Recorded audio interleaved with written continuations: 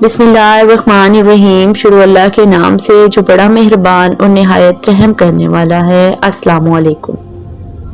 तहज्जुद के नवाफिल। तहज्जुद के नवाफिल 12 नवाफिल जितने चाहें खलूस और दो चाहत से पढ़ें और अल्लाह पाक से दिल से लंबी दुआएं मांगें।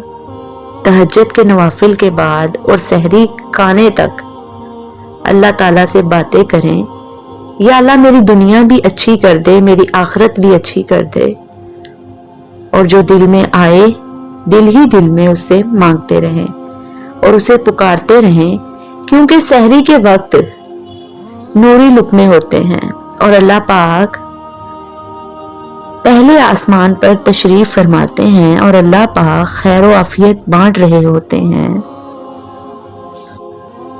और आसमान से एक सदा आती है कोई जिसको बख्शा जाए।